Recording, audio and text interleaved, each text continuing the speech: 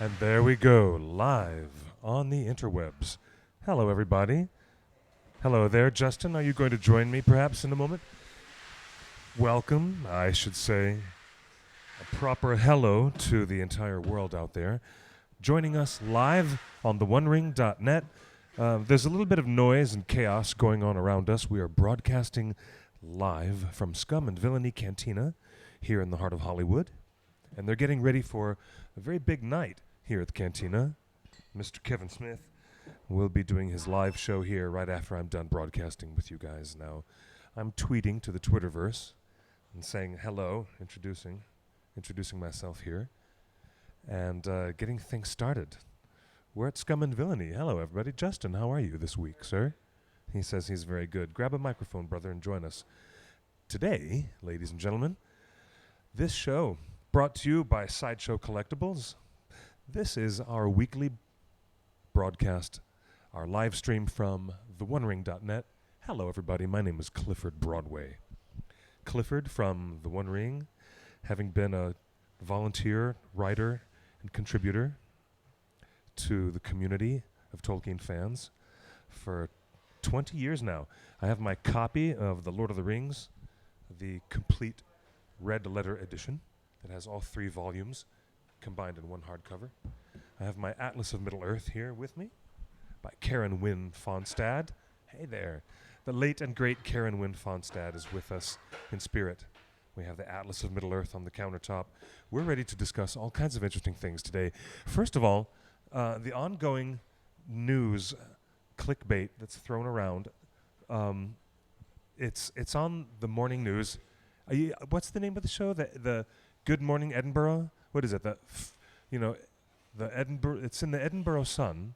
It's in the Scottish papers. It's on the morning shows, and still they're continuing with this reporting that they're going to film 5 years worth of the Lord of the Rings series for Amazon Studios.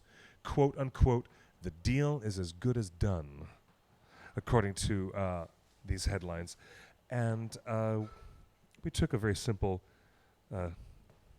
open poll out there on Twitter. Today we asked everybody in the Twitterverse who's following us on theonering.net, what would you like to talk about with Clifford on the show today? And some people brought up various bits of the Second Age. Hello, there's my voice. There were lots of ideas to talk about. One in particular stood out to me.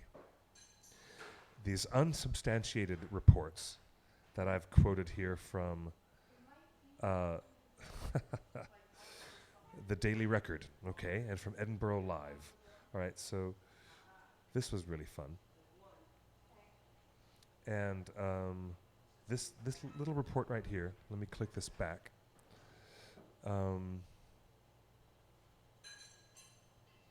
Forgive me, I was just looking for the headline. I was going to read it out loud to you off my Safari browser. It says, "Deal to bring Lord of the Rings, quote unquote." I love these headlines. They're so ridiculous. It says, from Edinburgh Live, "Deal to bring Lord of the Rings TV series to Edinburgh's new Leith studio, quote, as good as done," unquote. When it's not. It is not as good as done. They quote nobody in particular, all unnamed, unconfirmed sources. And let me read this to you real quick, ladies and gentlemen. And for those of you who are joining us, hi, good to see you. We have a live audience assembling in front of us now at the Cantina. Good to see you guys. And we also have folks with us on Twitter Live, Facebook Live, YouTube Live, broadcasting Periscope. We're on Twitch as well, I'm sure. Or once upon a time we were. And believe it or not, people believe this. People are willing to believe that in less than 2 months' time, they're going to start this billion-dollar project now at the advanced stages. Let me read this to you real quick. Edinburgh Live's sister website, The Daily Record, reports that talks between Amazon Studios and Creative Scotland over the billion-pound project are now at the quote-unquote advanced stages. Wow, okay. The show, which will be based on J.R.R. Tolkien's books, has the biggest budget in television history and could generate millions of pounds for the Scottish economy if the deal goes ahead. While the plot has been kept under wraps, Amazon revealed in March that the TV series will be set in the second age of Middle-earth, long before man recorded his history. There will be a 3-month, here it says, there will be a 3-month filming and production run beginning in August. In August. Now, that's ridiculous. I cannot believe the suggestion that they have no showrunners, they have no directors, they haven't done any casting, they haven't even fitted people for costumes. Cliff, They have not even fitted people for costumes. That's the misunderstanding right now. So a lot of people think that by the way, this two is writers... This new voice that has just appeared on the horizon, in case no one knows who that is, if you're listening out there, that's our producer, Justin. Hey, how you doing, buddy? Hi. Hi, welcome back. I'm your producer. Yes, you are. And I have an opinion. Tell me. And if you have an opinion, you can call in the live show on Skype. The information is scrolling over our heads. And you can also call the hotline because Cliff's phone will ring. I mean, but the big thing I keep seeing on Twitter is that people have a misunderstanding that the showrunners of the Lord of the Rings series have already been hired. Not true. People, really? Now that surprises me that misconception would still be running around at all. It started when they announced the hiring of those two guys from Utah that had worked on a Star Trek script that never got developed. Well, they hired them to be on the writing team. Right. But not to be showrunners. A bunch of not to be the directors. People and blogs reported that they were hired to be showrunners on the show. Well, no, that's sloppy. They were just the first two writers in the writer's room. That's quite sloppy reporting. And then we have heard, and we reported on Twitter, that Amazon has an overall deal with Brian Cogman, a writer on Game of Thrones. Yes, as we've reported right here. Yes. And they've offered him the show, and as far as we know, he's engaged, but we hear that he hasn't accepted the full responsibility because this is a heavy responsibility. So as far as we know, today, as we speak, in June 2019, there's no showrunner, there's no director, and there is no award-winning writers in the room. In fact, the only writer in the room with any sort of history of produced scripts is Brian Cogman from Game of Thrones.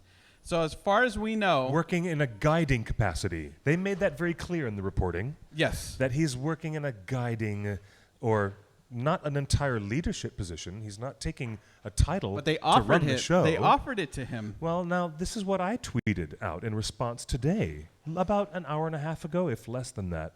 A show that is that huge is not going to go into production in the studio facility in Leith, Scotland, in August of 2019.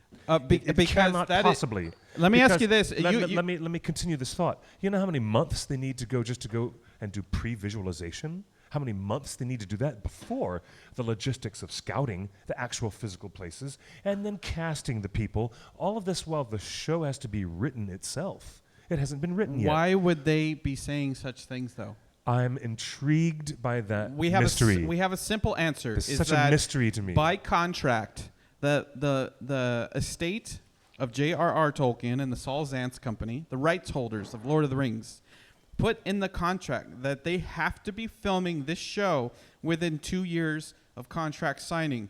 That is this year. That is this autumn. Are you suggesting that they're going to start filming something that they might not use? That they're just going to have something running as a little mechanism of escape out of the clause of the contract? Yes. That they're just going to have something running and say, well, that's a facility in name only. That is a production for us as a second unit in Scotland in name only. Second unit. We're going to call it what it is. Yes, exactly. And now, this blows my mind. I mean, really? They're going to start filming nothing at all? Like, what are they going to do? Like some pretend green screen fight scenes that they're never going to use? What are they going to film? They have to be filming something by this year, by contract, or Amazon loses its license. That's not the worst part of what we're hearing. That couldn't be more clear a message, and that probably that makes sense to sign this deal, but I don't think it's for the full series. Okay. Also, well, this is just going to cause confusion among the fans. Then we hear rumors that Weta is pausing a couple projects to make room for a new project this fall and winter. Also, Weta is pausing James Cameron's 4 Avatar films. oh, they've been filming that for years. But no, Okay. the workshop makes the weapons and makes the armor. How are you going to film anything if they haven't made any weapons or armor yet? You're absolutely on point. There's nothing to shoot because there's no director to shoot it. It boggles the mind. Let me ask you this. We are 1 month away from San Diego Comic-Con. Do you think there will be a surprise announcement at San Diego? I think that would be the smartest place and time for such a surprise to be made. Yeah, you know what? They would get a lot of traction out of that because they know Amazon is paying very close attention. And they're watching and they're listening. And they know that all of the fans are chafing with the lack of information, with the lack of the press releases, without telling us what's going on. So I think in response to that earnestness, that ever-growing agitation among us, that we want to hear some kind of concrete news, I think there will be a response to that. Yes. The interesting Yes. thing that I'm seeing on Twitter Yes. is that we first announced that Brian Cogman from Game of Thrones was involved in Lord of the Rings. And we cast a little doubt at his capability, maybe because we weren't so familiar with his work on Game of Thrones, but turns out he has a huge fan base, and some consider Brian Cogman's episodes the best episodes of Game of Thrones. Also, now we're seeing that fan base kind of circle round, and now there's a whole group of people saying that he was a water boy that got hired through nepotism because D&D's nanny is his husband or wife. So anyway, classic Hollywood nepotism story. He got in as a water boy, as an assistant, and he was a super fanboy. And if you've watched any videos on YouTube, Brian Cogman is a super fanboy. He talks so fast and so animated, and he looks like so many fans, and he talks and acts like so many fans we've seen he's gesturing at to Comic-Con. me now. He's gesturing to me now like this. Like No, this. you are a Yes, different I am. type no, of fan. Believe me, I understand and I stay in my lane. I know what kind of a fanboy I am. I know. He is one of us for sure. I'll take it. He is intense. Has he shown any public acknowledgement of his knowledge and fandom of Lord of the Rings? Never. Not as much as he's been publicly, involved with the successful run of Game of Thrones. Look, he hasn't had the time or the energy to say, oh, look, I also have a Tolkien fandom of my own going on here. But I don't think his career record shows that he's capable of show running a show like this. And there are a few other people that have done high-profile shows with big actors and a lot on the line. And we keep mentioning them on Twitter. One is J. Michael Straczynski. Yes, who is very happy to talk, with He really wants this show. anybody who will listen. I'm very glad to I would love to have Mr. Straczynski on the show. He is welcome to come here and be on the hot seat, and we'll talk about how he would parse the many threads and the many details of Middle-earth. What are some of the shows that this guy worked on? Into what can be, and I know it can be, a digestible, beautifully made, and really achievable show that brings Tolkien's other ages and other stories to life in a way we've never seen before. He can do it. He's done Babylon 5. And He-Man. And She-Ra. And a lot of the most iconic fantasy and sci-fi character shows. And a lot of other things that we're not even mentioning. I mean, you guys look him up on IMDb. But the man he is famous for Babylon 5, creating it from whole cloth. And succeeding in a marketplace where people were thinking you could never go up against Paramount and Star Trek, the syndicated franchise. You can't make another syndicated television sci-fi show and compete, and he did, and it was wildly successful. The other person that is of great interest and would give his left arm to run this show is Brian Fuller, who did Hannibal and Pushing Daisies, and has worked with our own Richard Armitage, Thorin. He's worked with Lee Pace, Thranduil. He knows a lot of the people that are already involved in Middle-earth, and Brian Fuller has the aesthetic that I personally desire for Lord of the Rings in Middle-earth. Indeed, we all know, as any fans of our show will attest, how much Hannibal is one of your all-time favorite shows. All time. I would be very happy to have any kind of an announcement like that at Comic-Con, getting back to your question.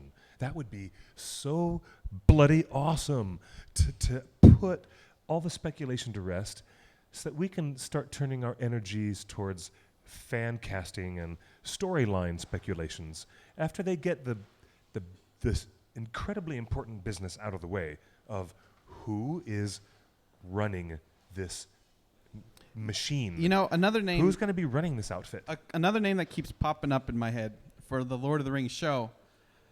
I don't know if she has the skill set yet and the experience working in live action, but I think if you put her in the writer's room now and let her be involved from day one. You're going to say Noelle Stevenson. I'm going to say Noelle Stevenson. You're going to say Noelle Stevenson. Ladies and gentlemen. She has done a wonderful job rebooting She-Ra on Netflix. She-Ra and the Princesses of Power on Netflix, and now in season 2.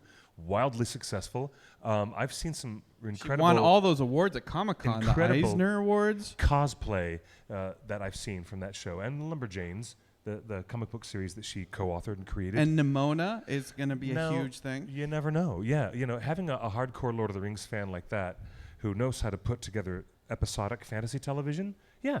It would be good to have a writer like that in the writer's room, absolutely. Not only that, but... Absolutely. The best comedy and the best parody come from the people that totally understand the characters that they're parodying. And she got internet famous for doing the Broship of the Ring. Remember that Tumblr where all the Lord of the Rings characters were hipsters, and the Nazgul ride giant wheel bicycles, and Thranduil is like a coffee drinking hipster, and so hipster Lord of the Rings is what got her through college, paid her bills by selling prints off Tumblr. The Broship of the Ring, yes. The Broship of the Ring. I do remember that. But you have to have a complete encyclopedic knowledge of the motivations of characters in order to parody them so effectively. And it is also no small feat to go straight from comic book publishing on the independent stage, taking an independent title, and then getting a bigger book from a bigger publisher, and then next month getting signed to a big animation deal with Netflix. Show running all in quick succession, without having any experience show running before. And everything succeeds. That's really remarkable. Yeah, quite a track record. No small feat at all. I think she is very talented. Has not played in live action yet, but she knows Lord of the Rings. Yeah. She knows animation, which is computer animation, which is half of the effects now. You know what? Your words going out there are probably reaching, her entire team at Netflix with dismay, probably hoping to God that she does not suddenly leave their dream project and start suddenly moving over to work in the writer's room. I'm just saying there's room for her to be in the writer's room now. I just agree. have her involved, and maybe in a couple seasons, season 3, season 4. The other thing... the other thing that comes to mind is how many times I had mistaken this fan enthusiasm for wanting to see, more of Middle-earth, just specifically as it was in the previous 6 films. Now with the news swirling around with Scotland, even Chelsea, our co-host, and a lot of other fans we talk to, you can't misread their enthusiasm. If they say, really? Film it somewhere else? That might be intriguing. A lot of people are surprisingly open-minded to having, because we've seen Game of Thrones filmed in Ireland, and Northern we've Ireland, seen Outlander and Iceland, in Scotland, and Iceland, and in other mainland places in Europe. And wow, yeah, that's another great example. And you can't mistake that enthusiasm. It's not that people would say, let's leave New Zealand quickly. Our hearts are still there. As a group, as an overall family of fans, we definitely have our hearts in New Zealand. But hey, I think that a lot of us have open minds and think creatively about where this show might go, what they might achieve. I think we're all open to a new location, a new director, new actors, a new time setting, a new age. But I don't think people would be comfortable with a new aesthetic. I think the Peter Jackson films have established the look and feel and aesthetic of Lord of the Rings on screen.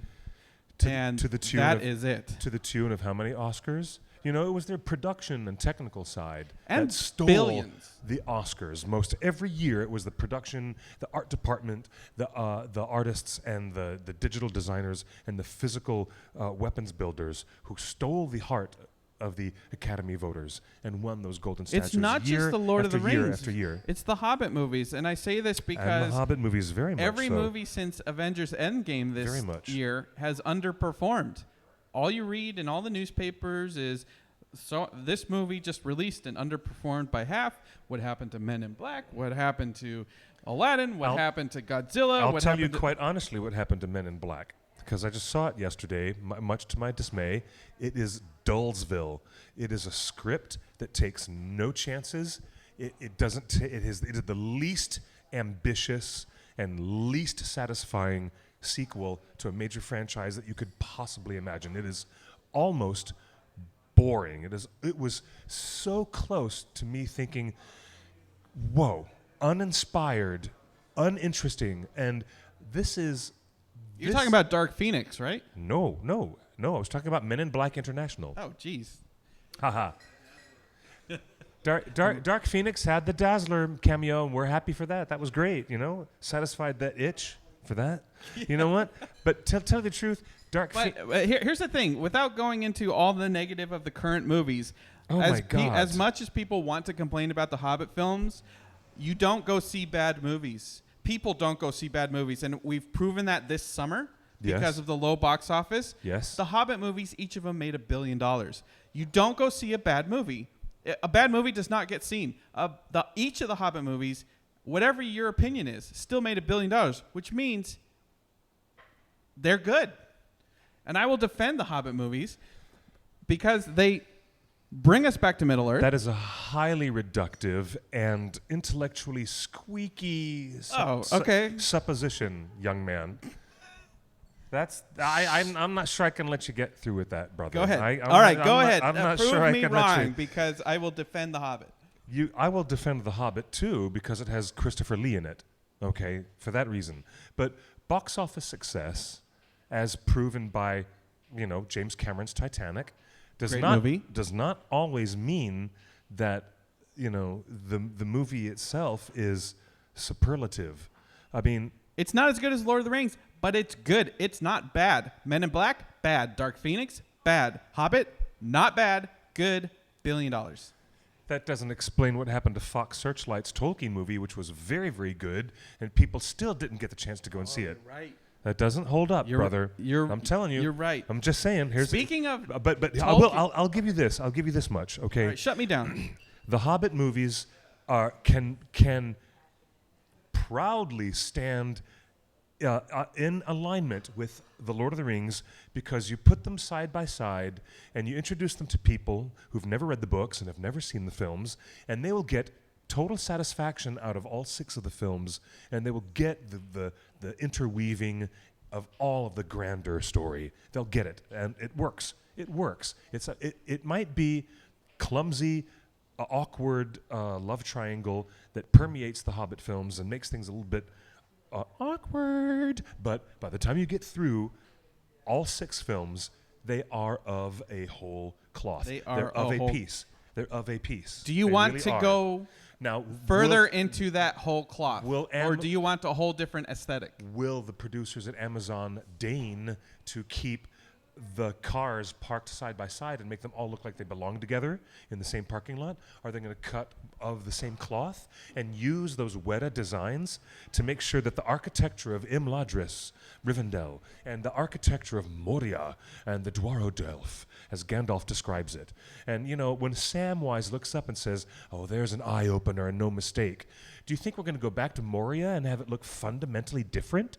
I don't think they really will. I think that if part of the license really does include relicensing and reusing the existing stuff and the props and the architecture and designs of Middle-earth, maybe they can have other places and other characters go far afield, but they'll still have those big chunks, those foundations that people will grasp onto and say, yeah, buddy, that is recognizably Middle-earth. I have new, juicy, sad rumors to report about this Lord of the Rings show. Speaking of box office failures, Tolkien movie completely failed at the box office. And it's good. It's great. It addresses every aspect of his life, his love, his family, death, religion, Catholicism, equality. You know, every touch point of his life is addressed in this movie. It totally bombed at the box office. The rumor we have is that the failure of Tolkien at the box office has given Amazon cold feet. Really? And that shouldn't be so. The rumors are the failure of this movie, Tolkien, from Fox Searchlight, has caused Amazon to pull back and only commit to 2 seasons now. That sounds like a very, very, very, I would say wrong-headed thing. Why would you equate a biography film like, The Theory of Everything to, not doing a big miniseries based on a brief history of time? What are you talking about? Tolkien is the best-selling author of the 20th century, besides the Bible. Yes, and the best-selling author of the 20th century cannot make a dent at the box office. Would that give you concern? No. Wait. If people have more of an appetite for his fictional world than they have a consumer appetite for his life story, why would that be confusing? Why would anyone conflate those two things? They are. The rumors are that they are. No, I would and not. What gives me pause about this rumor is that every single great fantasy show and sci-fi show on television only starts getting good in the 3rd season. That's very true. The history of television is full of fan favorite series that got through 1 season, it was good, 2 seasons, and then the 3rd season it really took off. And one of the reasons that we got behind Amazon and we're excited about Amazon buying Lord of the Rings is because they committed to 5 seasons minimum, day one. And we said, you know what? That gives this show a chance. It gives the writers a chance to come together. It gives the performers a chance to build a rapport. It gives the production team a chance to experiment with different directing styles and until they settle on something that really is just perfect for the show. And it also allows the writers in the writer's room to make really judicious decisions about how to take Appendix B, which is the very back of the Return of the King, Appendix B, the chronology of all the years and centuries within the Second Age. If they are only limited to 3 seasons, then how can... Two! Oh, come on now, even worse. If this rumor has anything to it, then how could they get through all of these centuries of material that you have right here? Look at this. There are hundreds of years of time before Sauron reemerges after the first battle of the elves in Sauron and the death of Celebrimbor. Then it's hundreds of years before Sauron reappears to seduce the Númenórean kings and is taken captive to Númenor and then starts to corrupt the hearts of men. And if you're going to stretch all that stuff over 3 or 4 seasons, or that put it makes over, sense. I mean, Yes, it makes you. They would be unfortunately put in a position to rewrite and contract things into 1 season instead of letting it breathe across the first 2 seasons. For an example, do you see how horribly detrimental that could be? Yeah. So having this show as 2 seasons, I would just tell Amazon, pause now. If you're getting cold feet, look, go back to the drawing board. No. Hire some new writers, get some more creative people involved, plan out the 5 seasons. pay the fee that the Tolkien estate will undoubtedly charge for not shooting this year. Just pay the fine, but do not come to Comic-Con and say we're doing 2 seasons with a 5 option. No, we want 5 right now. If the beginning of the very first season is and only is concerned with the forging of the rings of power in the early parts of the Second Age, and Celebrimbor's being misled by Sauron in a fair form as Anatar, if all that stuff happens, it would culminate, obviously, at the end of season 1 in the war of the elves and Sauron, after they discover his deceit, his treachery, after they discover the forging of the other rings of power. I mean, it would be only just 1 season. I'm telling you right now because I have the appendix in front of me. So the question to the would fans go watching all the way live to 1,697 years into the story, of the story before Elrond and Celebrimbor faced such devastating losses against Sauron. Celebrimbor was married to Galadriel at the time, in case you didn't know that. I think that would be a total mess, Justin. Where are you going, by the way? He's just walked off camera. He's just walked off stage. The man is in the middle of a conversation with me, and he's wandered away now. No, if that rumor about the underperformance of the Tolkien movie listen, Amazon, if you folks are listening out there, let me tell you, our appetite for, and I mean the broad worldwide fan community, that appetite for Tolkien's narratives may really outstrip their appetite for his life story by millions of miles. Don't let any of that give you cold feet.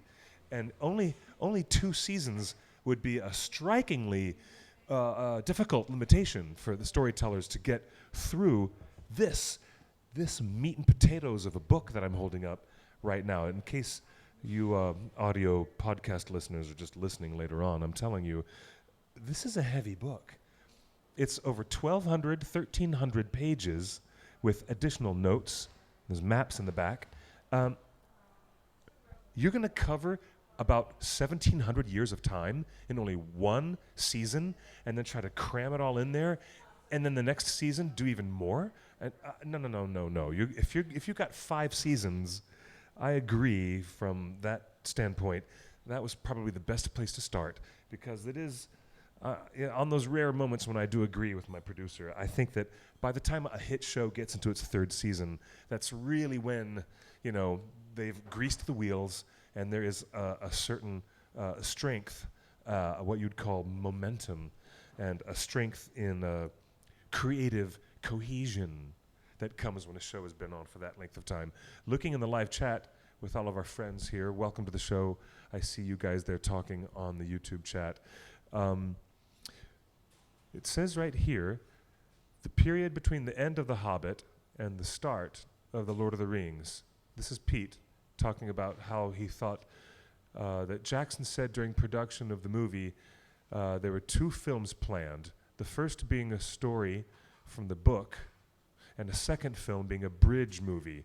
Yeah, there was some conceptual conversation before The Hobbits became a 3 trilogy Hobbit thing. They were thinking about doing 1 Hobbit movie and then a second movie, which would be a bridge film in between the years, between the 60 years between The Hobbit and the opening of the War of the Ring. Well, that's convenient. You can cover 60 years of time in 1 film, but you can't cover 1,700 years of time in 1 TV season. So, Justin, are you with me on that? Yeah, okay, well, they expanded The Hobbit to a trilogy, for better or for worse, and that was a complicated thing because they were taking a relatively small, episodic children's story, The Hobbit, and the exercise of expanding it became really problematic. Now you have hundreds of pages of notes and thousands of years of history that can be played with, and it doesn't have to be expanded. You can actually contract it if you'd like, and you can get a lot of mileage out of this stuff. The destruction of Numenor could not happen conceivably in season 1. And if they're only going to commit to only 2 seasons, I don't know how they're going to even tell this whole story. But let's imagine that rumor is a lot of bunk. And let's imagine that the contract is still in place. They paid a lot of money for it, after all.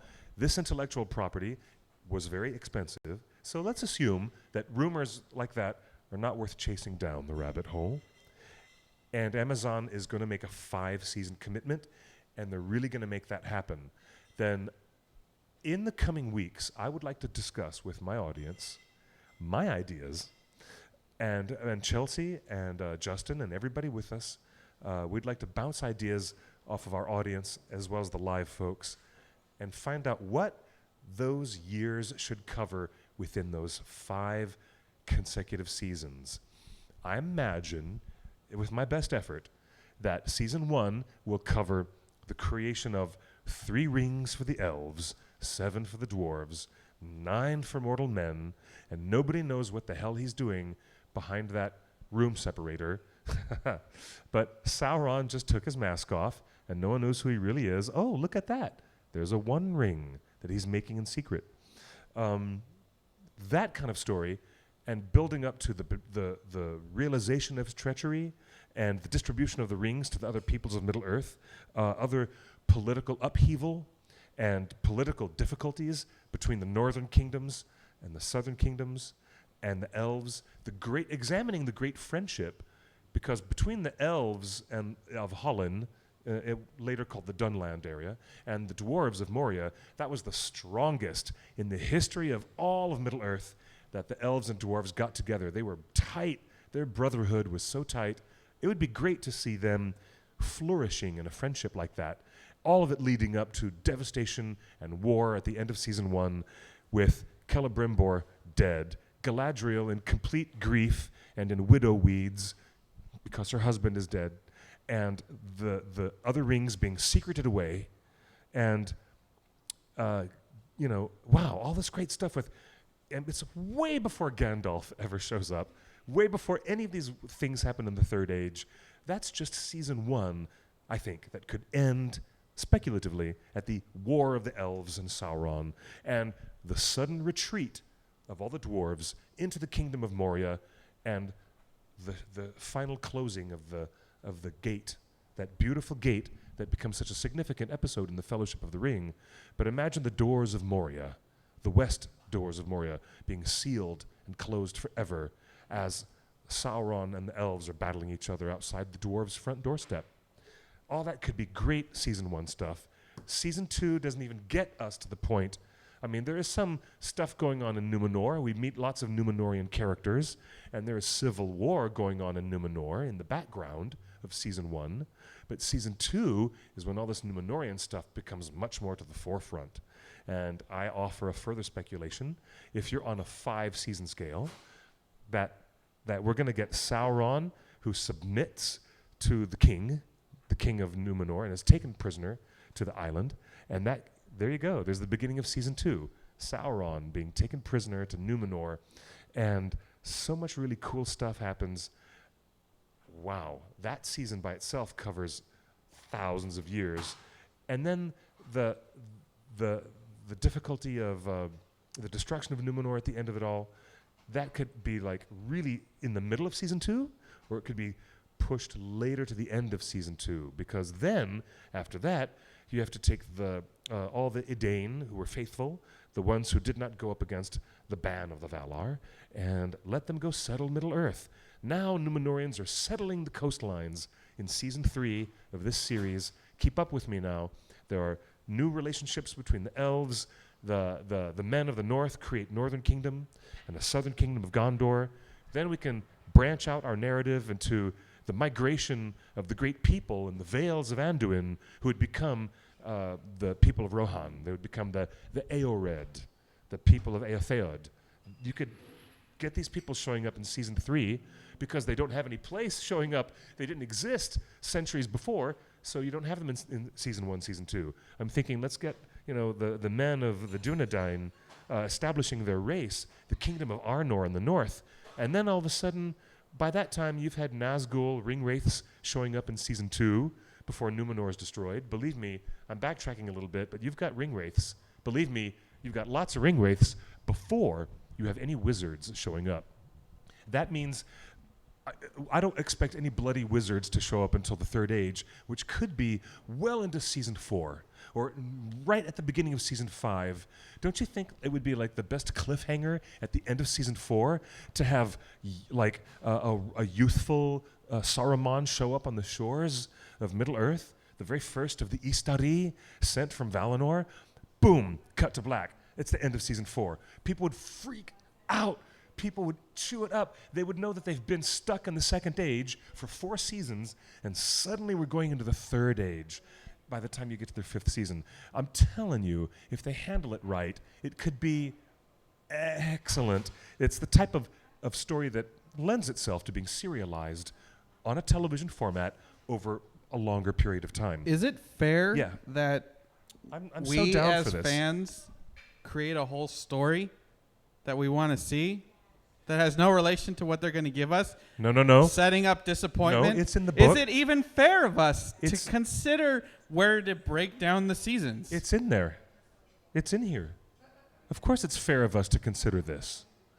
Because we have this material. It's been in print since 1954.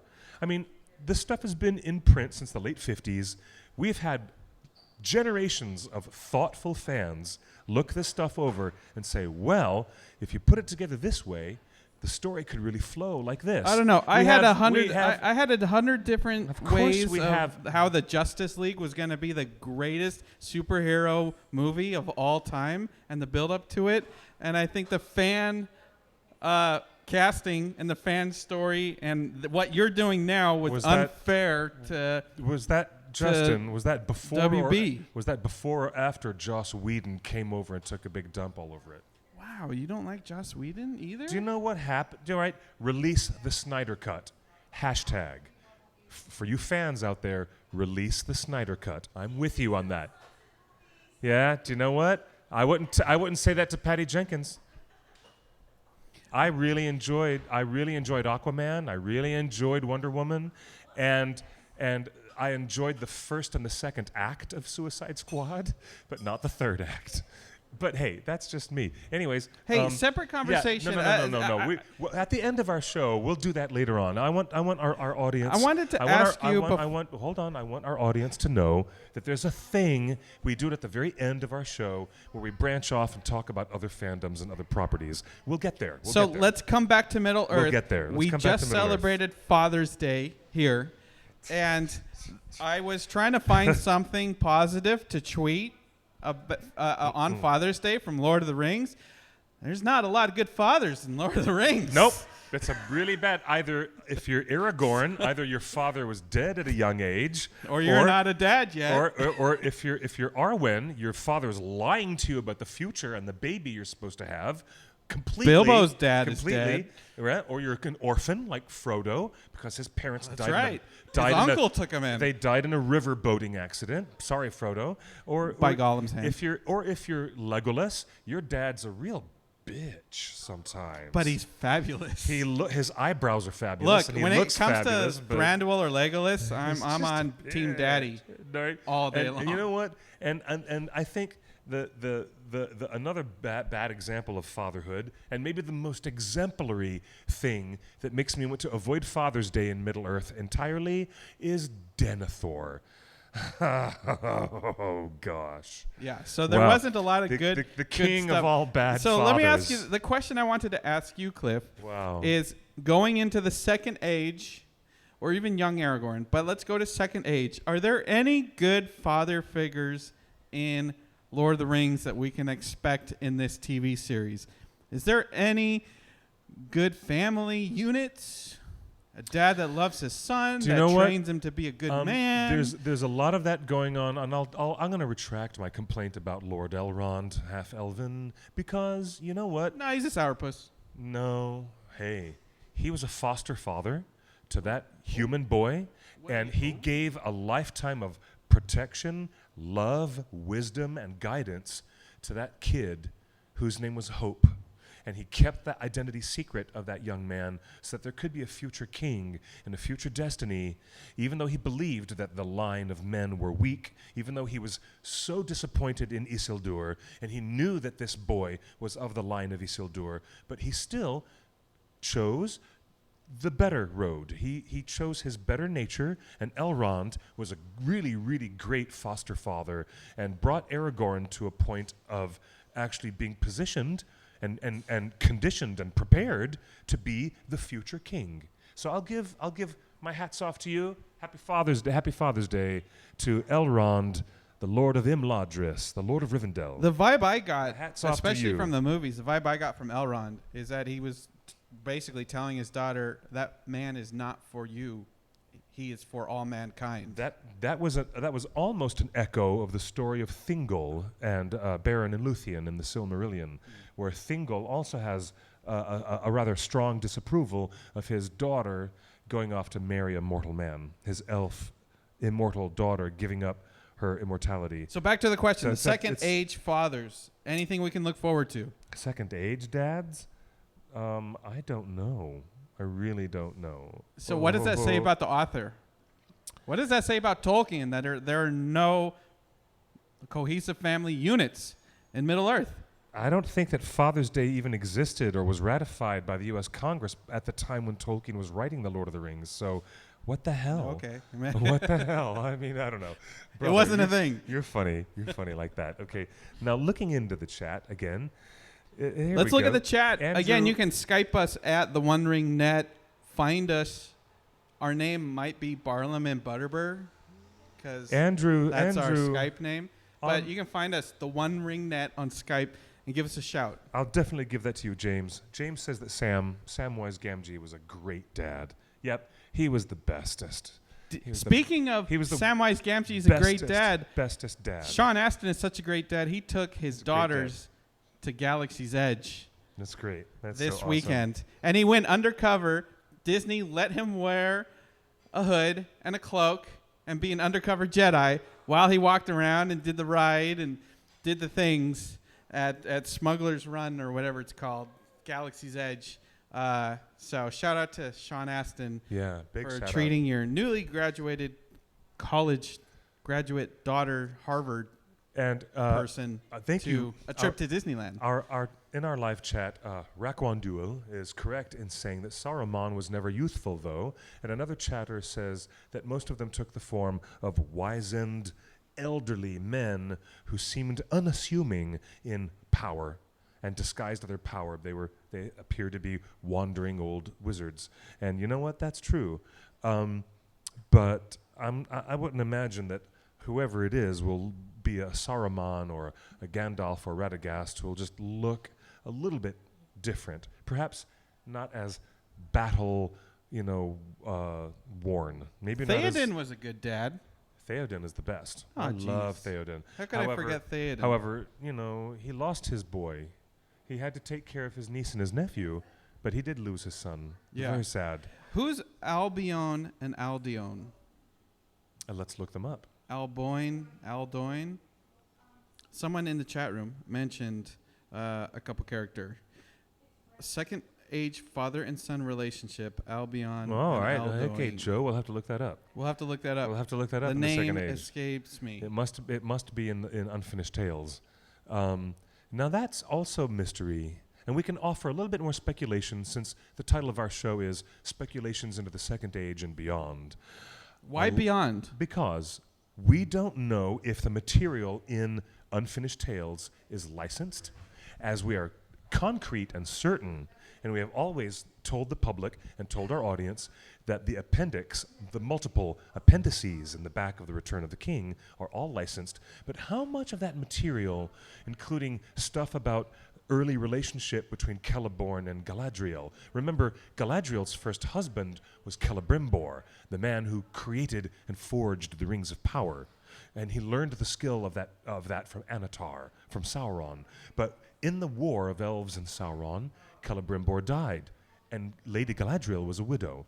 What happened later on, like her relationship that brought her back out of her sadness and her mourning and brought her back to the light of the Maloran trees? Was Gandalf.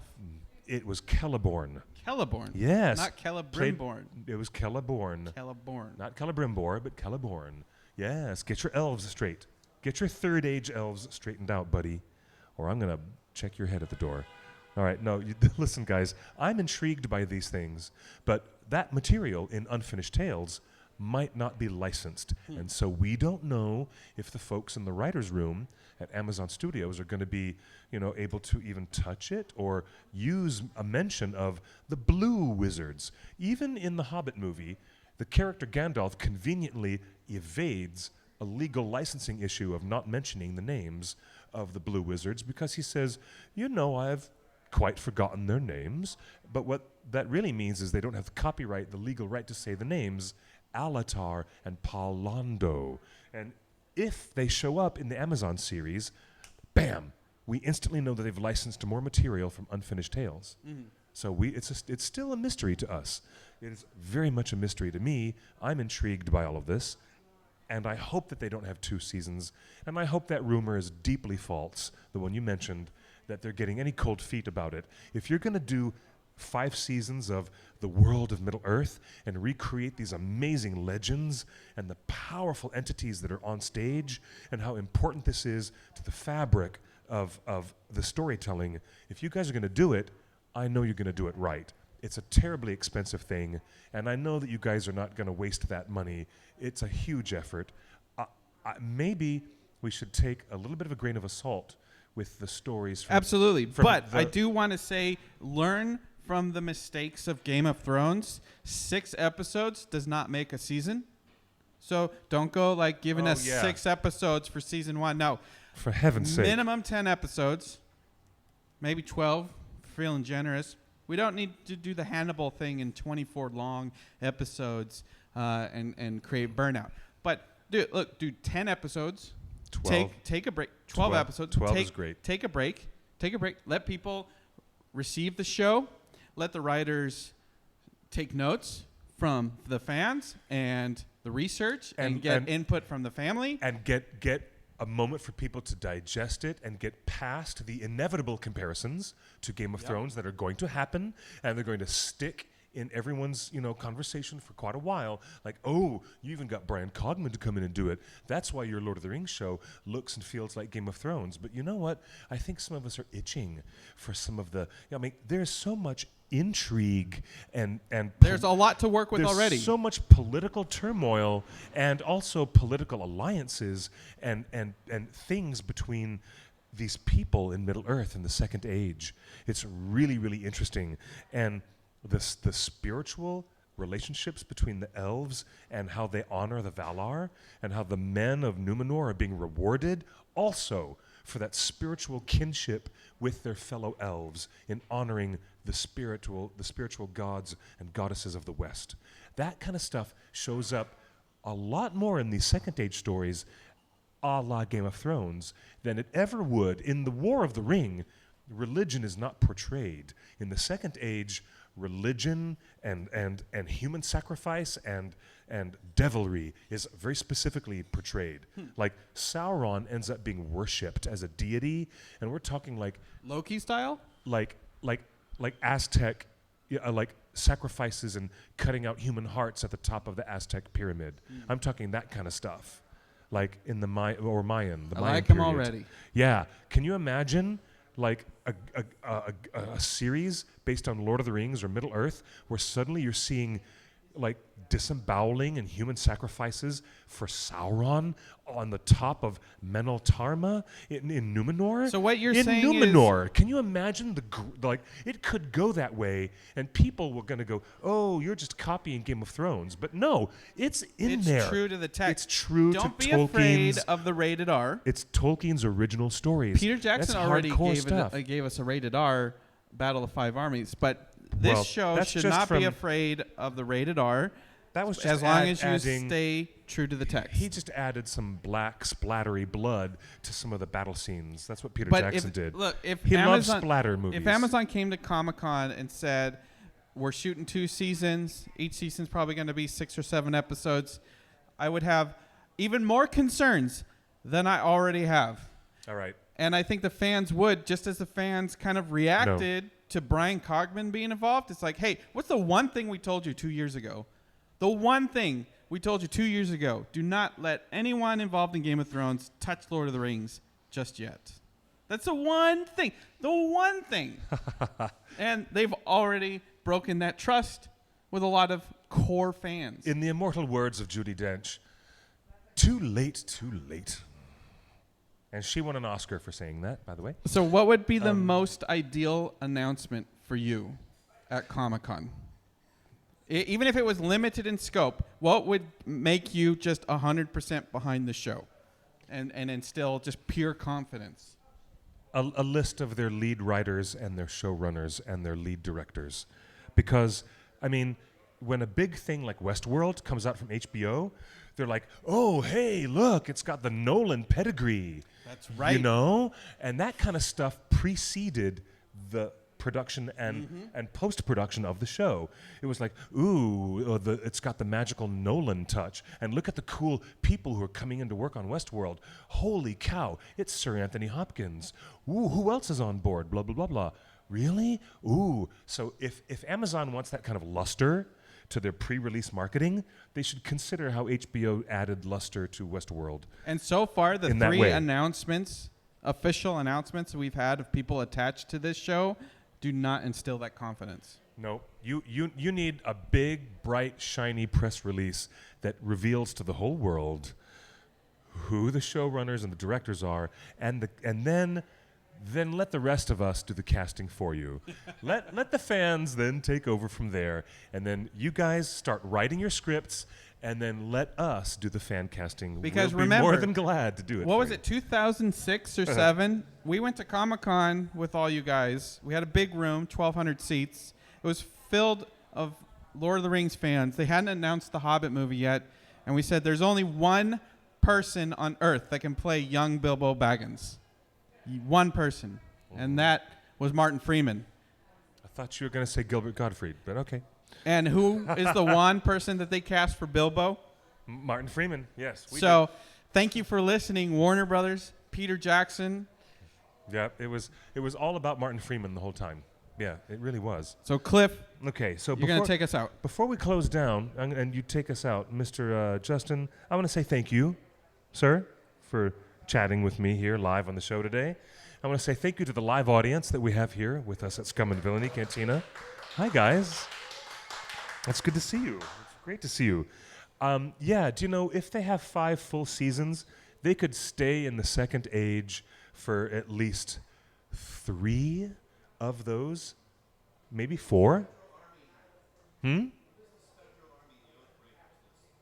Oathbreakers? The spectral army of the dead that Aragorn succeeds in recruiting as part of the storyline of Return of the King.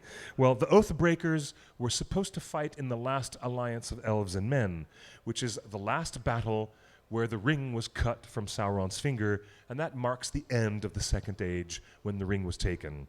And because they did not show up at that particular battle, where the last alliance of elves and men specifically was like, this is your last chance, buddy, and those guys did not come, they were cursed by Isildur after that, when he returned to Minas Tirith with the ring in his possession. And then a little bit later, I think a few months later, believe it or not, the timeline is a bit wonky, but Isildur was killed in the River Anduin a little bit later. But the Oathbreakers are a Third Age story. But as I want to see all that stuff too, but they don't have to get to the Third Age until maybe season 4 or 5. I'm all down for this. Amazon, I know you guys are watching. It is wonderful to have you join us, as well as I have to acknowledge the entire worldwide fan base following us at theonering.net. Be sure to click on our social media pages, click like and subscribe, and, you know, like they say on the Nerdist channel, hit that alert button to get alerts for our new videos. My name is Clifford Broadway, the writer and producer of Ringers Lord of the Fans, and longtime writer, contributor to theonering.net. Find me on Instagram and on Twitter at QuickBeam2000, and you can find Justin at Justin's Big Idea. We are the only worldwide website forged by and for the fans of J.R.R. Tolkien, This show has been brought to you by Sideshow Collectibles, and thank you again, Scum and Villainy, for hosting us here in Hollywood. You guys have a great night. We'll see you on theonering.net next Tuesday, live at 5 o'clock. Until then, buenas noches y buena suerte.